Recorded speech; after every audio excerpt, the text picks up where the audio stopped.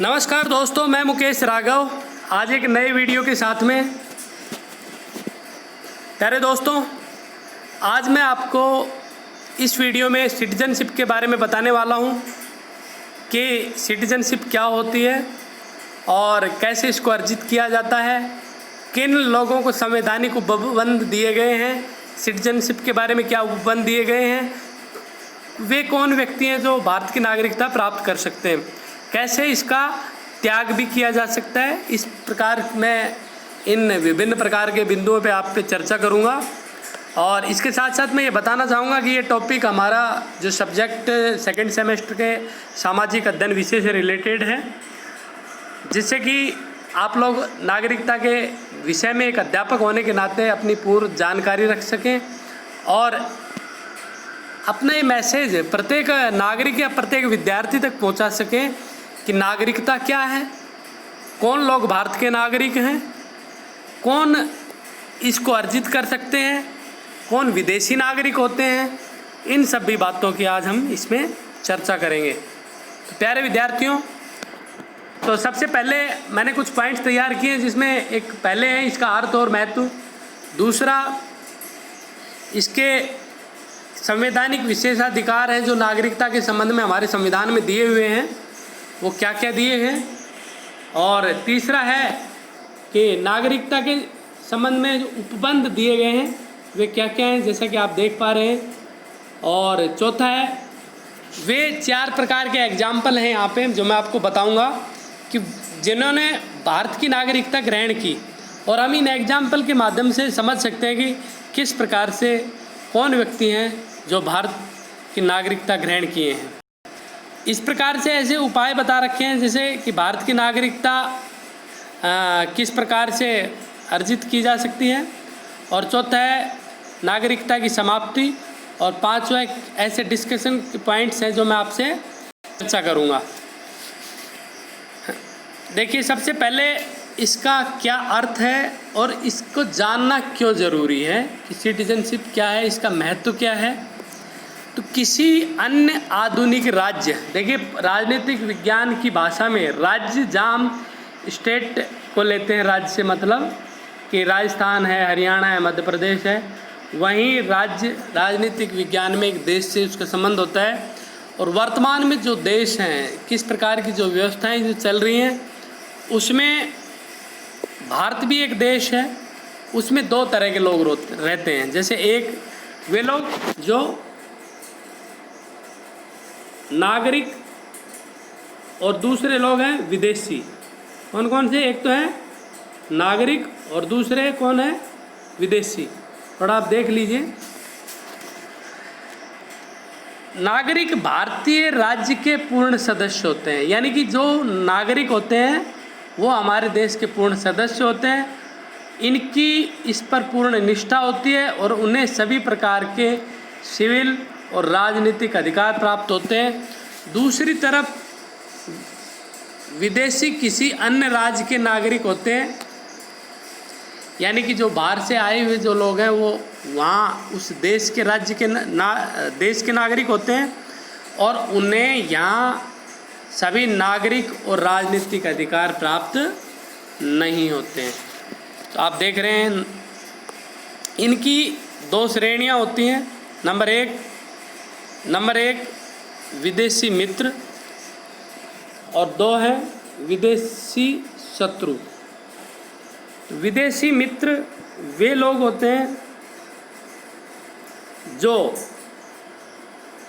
भारत के साथ सकारात्मक जिन देशों के साथ संबंध है, और विदेशी शत्रु वे लोग होते हैं जिनके साथ हमारा युद्ध चल रहा है। जैसे कि आप देख रहे हैं हमारे पड़ोस में ऐसे कौन कौन से देश हैं जिनके साथ हमारी मित्रवत व्यवहार है, मित्रवत संबंध है। जैसे अगर हम बात करें, रूस हमारा मित्र है, हमारा भूटान हमारा मित्र है, नेपाल भी हमारा मित्र ही है। अभी वर्तमान परिस्थितियों में चाहे कुछ ऐसा हो रहा हो, लेकिन अगर हम एक लंबे समय तक देखें तो नेपाल के साथ भी हमारा मित्र संबंध है। आसपास के देशों में अगर हम चाइना और पाकिस्तान को छोड़ दें तो चाइना के साथ भी हमारे व्यापारिक संबंध हैं, जो कि एक तरफ मित्रता की तरफ बढ़ने का एक प्रयास है। और पाकिस्तान, जिसके साथ हमारे लगभग 4 युद्ध हो चुके हैं, और ये हम अपने शत्रु देशों की श्रेणी में उसको काउंट करते हैं। इन लोगों को क्या है, जो विदेशी होते हैं उनको क्या होता है कि इन्हें कम अधिकार प्राप्त होते हैं, और ये इनको गिरफ्तारी और नज़रबंदी के विरुद्ध ये लोग सुरक्षित नहीं होते। जहाँ भारतीय नागरिकों को कुछ मूल अधिकार दिए हुए हैं कि उनकी मूल अधिकारों की रक्षा के लिए भारतीय संविधान में कुछ उपबंध लगाए गए हैं, ऐसे कुछ विशेष प्रकार के अधिकार विदेशी नागरिकों को नहीं दिए गए हैं। थोड़ा सा यह ध्यान देने की बात है कि भारतीय संविधान में नागरिकों को, जो कि भारतीय नागरिक हैं, उनको कुछ विशेष अधिकार प्रदान किए गए हैं जो विदेशियों को नहीं हैं, जैसे धर्म, मूल, वंश, जाति, लिंग या जन्म के आधार पर विभेद नहीं किया जाएगा, ये अनुच्छेद 15 में बताया गया है। इसके साथ साथ लोक नियोजन के संबंध में समानता का अधिकार है, यह अनुच्छेद 16 में बताया गया है।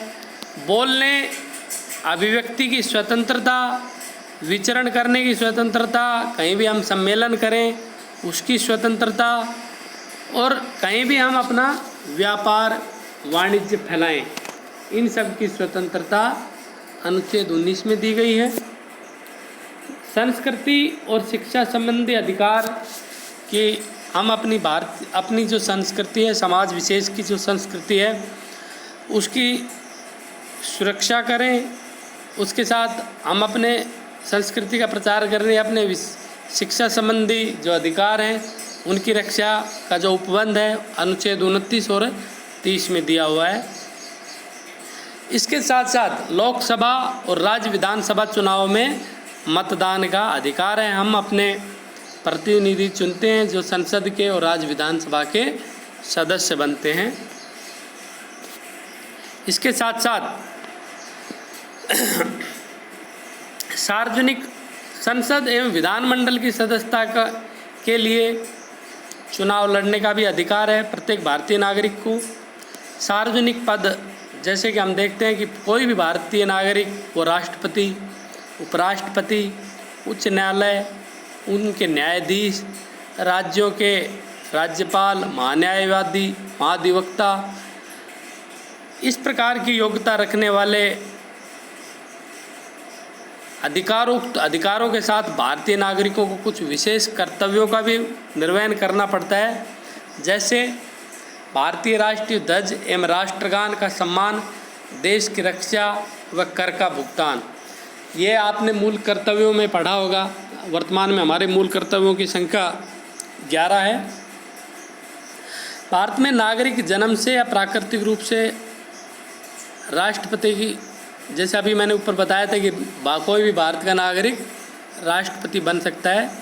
तो भारत में ऐसा कोई उपबंध नहीं है कि वो व्यक्ति राष्ट्रपति बनेगा जो केवल भारत में जन्म लिया हो, यानी कि भारत में ऐसा व्यक्ति भी राष्ट्रपति बन सकता है जिसका जन्म भारत में ना हुआ हो लेकिन वो भारत का नागरिक हो। जबकि अमेरिका में कुछ इससे उलट है ये सिचुएशन। वहाँ वही व्यक्ति अमेरिका का राष्ट्रपति बन सकता है जो अमेरिका का जन्म से नागरिक है, जिसका जन्म अमेरिका में हुआ है। इसके साथ साथ कुछ संविधान में नागरिकता के संबंध में कुछ उपबंध दिए हुए हैं। जैसा कि देखते हैं कि भारतीय संविधान के भाग 2 में 5 से 11 तक नागरिकता के संबंध में चर्चा की गई है। तो कई बार ये प्रश्न भी आ जाता है कि नागरिकता संबंधी जो उपबंध संविधान के किस भाग में, किस अनुच्छेद में दिया गया है। तो अनुच्छेद 5 से 11 तक नागरिकता के संबंध में उपबंध दिए गए हैं संविधान के भाग 2 में, और ये केवल उन लोगों की पहचान करता है जो संविधान लागू होने के समय, यानी कब हुआ था हमारा संविधान, 26 जनवरी 1950 को भारत के नागरिक बने। यह संसद को इस बात का अधिकार देता है कि नागरिकता के संबंधित मामलों की व्यवस्था करने के लिए कानून का निर्माण करे। और इसी कड़ी में हमारे देश में अनेक नागरिकता अधिनियम पारित हुए संसद में।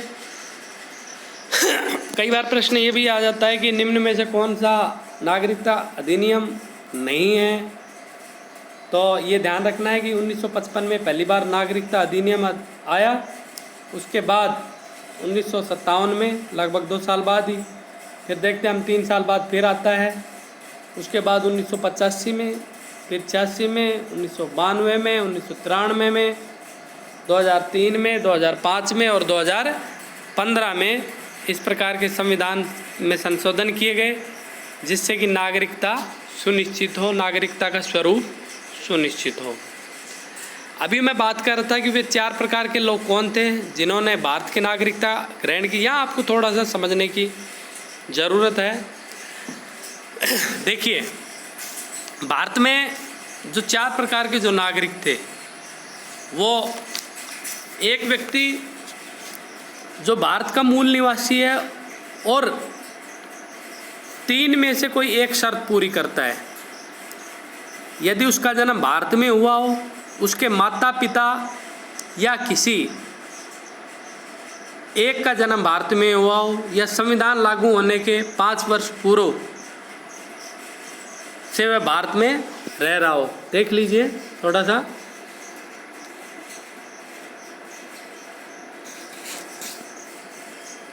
ये थोड़ा सा, हाँ, पहले मतलब वो व्यक्ति हैं जो भारत के मूल निवासी हैं और उनके ऊपर 3 शर्तें हैं। या तो उनका खुद का जन्म भारत में हुआ हो, या माता पिता में से किसी एक का जन्म भारत में हुआ हो, या फिर संविधान लागू होने के 5 वर्ष पहले वह भारत में रह रहा हो। दूसरा पॉइंट, एक व्यक्ति जो पाकिस्तान से भारत आया हो और यदि उसके माता पिता या दादा दादी अविभाजित भारत में पैदा हुए हों, निम्न में से कोई दो में से कोई एक शर्त पूरी कर रहा हो, यदि वह भारत का नागरिक बन सकता है। यदि वह 19 जुलाई 1948 से पूर्व, यानी कि वो 1948 से पूर्व, 19 जुलाई 1948 से पूर्व भारत में आ गया हो और अपने प्रवसन की तिथि से उसने सामान्यतः भारत में निवास किया हो, और यदि 19 जुलाई 1948 को या उसके बाद भारत में प्रवेशन किया हो तो वह भारत के नागरिक के रूप में पंजीकृत हो। यहाँ ध्यान रखने की बात है, या पंजीकृत होने की बात की है, लेकिन ऐसे व्यक्ति का पंजीकृत होने के लिए 6 माह तक भारत में निवास करना आवश्यक है, जो कि अनुच्छेद 6 में बताया गया है।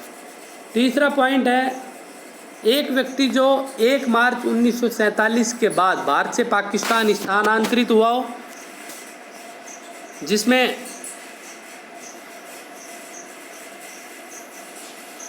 भारत से पाकिस्तान स्थानांतरित हुआ हो, और ये तीसरा पॉइंट है, लेकिन बाद में फिर 1 मार्च 1947 के बाद भारत से पाकिस्तान में स्थानांतरित हो गया हो, लेकिन बाद में फिर भारत में पुनर्वास के लिए लौट आए हो, वो भी भारत का नागरिक बन सकता है।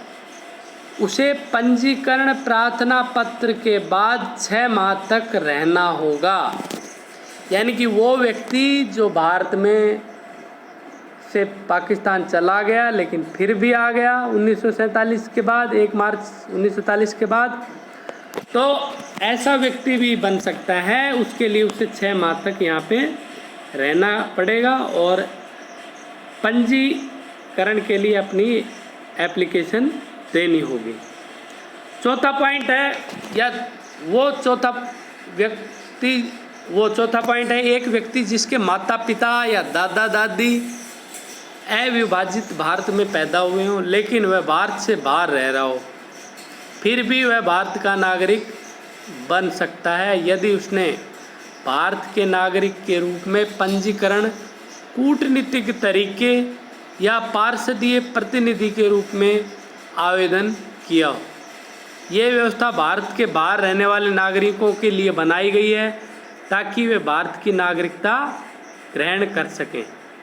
इस प्रकार हम अगर बात करें तो कुल मिलाकर ये व्यवस्थाएं नागरिकों की चर्चा करती है कि जो भारत का मूल निवासी हो, वो व्यक्ति जो पाकिस्तान से स्थानांतरित हुआ हो, वो व्यक्ति जो पाकिस्तान से स्थानांतरण के बाद लौट आया हो, और भारतीय मूल का व्यक्ति जो भारत से बाहर रह रहा हो। इसके साथ साथ कुछ अन्य प्रावधान भी किए गए हैं नागरिकता संबंधी, जैसा कि वह व्यक्ति भारत का नागरिक नहीं होगा या भारत का नागरिक नहीं माना जाएगा जो स्वेच्छा से किसी अन्य देश की नागरिकता ग्रहण कर लेता है। यह अनुच्छेद 9 में है। वो व्यक्ति भारत का नागरिक समझा जाता है यदि संसद इस प्रकार की किसी प्रत्येक व्यक्ति जो भारत का नागरिक है, यह समझा जाता है यदि संसद इस प्रकार के किसी विधान का निर्माण करे, यानी संसद द्वारा किसी व्यक्ति को नागरिकता दी जाती है, तो वो अनुच्छेद 10 में बताया गया है।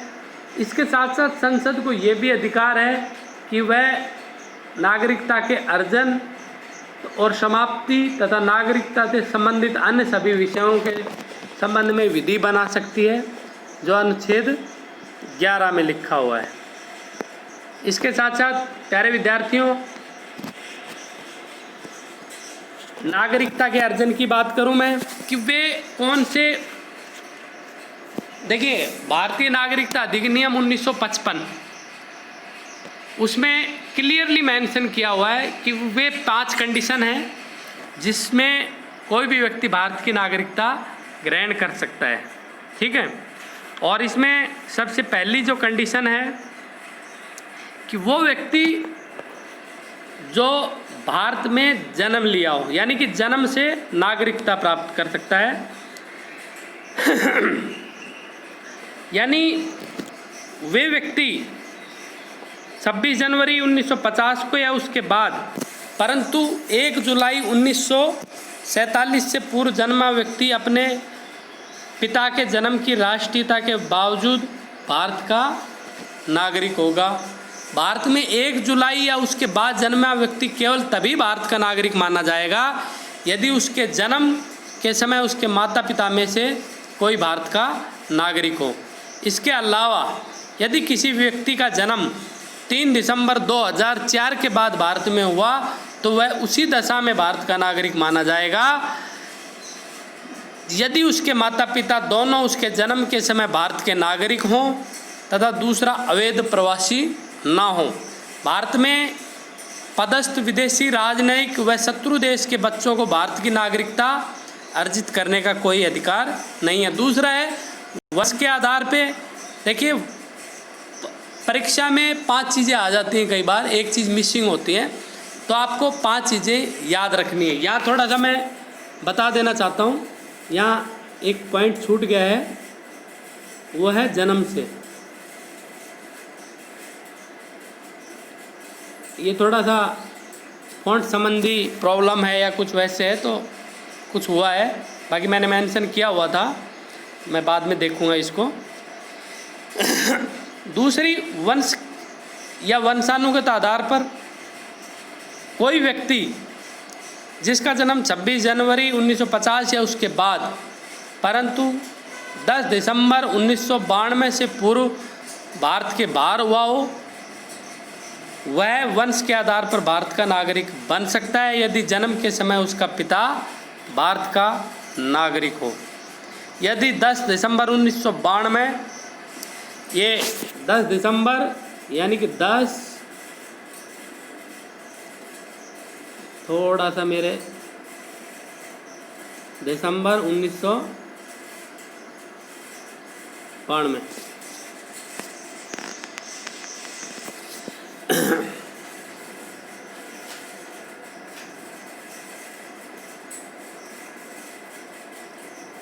दस 12 92, 10 दिसंबर 1992 या उसके बाद किसी व्यक्ति का जन्म देश से बाहर हुआ हो तो वह व्यक्ति तभी भारत का नागरिक बन सकता है यदि जन्म के समय उसके माता पिता में से कोई एक भारत का नागरिक हो। 3 दिसंबर 2004 के बाद, देखिए बहुत चेंजेज आए हैं बाद में, कोई व्यक्ति वंश के आधार पर भारत का नागरिक नहीं हो सकता यदि उसके जन्म के 1 वर्ष के भीतर भारतीय कॉन्सुलेट में उसके जन्म का पंजीकरण न करवा दिया गया हो या केंद्र सरकार की सहमति से उक्त अवधि के बाद पंजीकरण न हुआ हो। इस बच्चे का भारतीय कॉन्सुलेट में पंजीकरण कराते समय आवेदन पत्र में माता पिता को इस आशय का एक शपथ पत्र भी देना पड़ता है कि उसके बच्चे के पास किसी अन्य देश का कोई पासपोर्ट नहीं है। पुनः एक नाबालिग जो वंश के आधार पर भारत का नागरिक है साथ ही किसी अन्य देश का भी नागरिक है तो उसकी भारतीय नागरिकता समाप्त हो जाएगी या वह अन्य देश की नागरिकता या राष्ट्रीयता की परित्याग वयस्क होने के 6 माह के अंदर नहीं कर देता है। तो आपको क्लियर हो गया। तीसरा है पंजीकरण द्वारा। देखिए पंजीकरण यानी केंद्र सरकार आवेदन प्राप्त होने पर किसी व्यक्ति जो अवैध प्रवासी ना हो, जैसे कि अवैध प्रवासी आप देखते हैं बांग्लादेश में बहुत से अवैध प्रवासी आए हुए हैं, भारत के नागरिक के रूप में पंजीकृत कर सकती है यदि वह इन कुछ श्रेणियां हैं। नंबर 1 कि वह 7 वर्ष पूर्व भारत में आवेदन करने से पहले 7 साल भारत में रहा हुआ हो। दूसरा, वो व्यक्ति जो किसी भारतीय मूल का है ना, जो भारतीय मूल का वह व्यक्ति जो अविभाजित भारत के बाहर या किसी अन्य देश में अन्यत्र रह रहा हो। तीसरा, जिसने भारतीय नागरिक से विवाह किया हो, वो 7 साल से भारत में रह रहा हो। और भारत के नागरिक के नाबालिग बच्चे, कोई व्यक्ति जो पूर्ण आयु क्षमता का हो तो उसके माता पिता भारत के नागरिक के रूप में पंजीकृत हों। कोई व्यक्ति जो आयु और क्षमता का हो तथा उसके माता पिता स्वतंत्र भारत के नागरिक के रूप में पंजीकृत हों या वह पंजीकरण इस प्रकार का आवेदन देने के 12 महीने से साधारण निवास कर रहा हो। कोई व्यक्ति जो पूरी आयु क्षमता का हो तथा समुद्र पार किसी देश के नागरिक के रूप में 5 वर्ष से पंजीकृत हो तथा वह पंजीकरण इस प्रकार आवेदन देने से 12 महीने से साधारण निवास कर रहा हो। तो इस प्रकार से पंजीकरण के आधार पे भारतीय मूल, एक व्यक्ति भारतीय मूल का तभी माना जाएगा यदि उसके माता पिता में से कोई भी एक अविभाजित भारत में पैदा हुआ हो या 15 अगस्त 1947 के बाद भारत का अंग बनने वाले किसी भूभाग का हो। यानी कि जैसे हम देखते हैं कि 1961 से पहले गोवा भी हमारा एक भाग नहीं था, लेकिन बाद में हमने क्या किया, गोवा को अधिग्रहण कर लिया और गोवा के अंदर जो रहने वाले जो भी व्यक्ति थे बिना किसी आवेदन के भी वो भारत के नागरिक घोषित हो गए। इसके साथ साथ एक शपथ पत्र होता है जो उसकी मैं थोड़ा सा बताना चाहूँगा कि वो क्या होता है। मैंने उसको एक फॉर्मेट भी तैयार किया है कि मैं मुकेश कुमार प्रतिज्ञा करता हूँ कि मैं भारत के संविधान का पालन करूँगा तथा इसके प्रति निष्ठा रखूँगा। मैं भारत की विधि का पालन करूँगा तथा भारत के नागरिकों के दायित्व का निर्वहन करूँगा।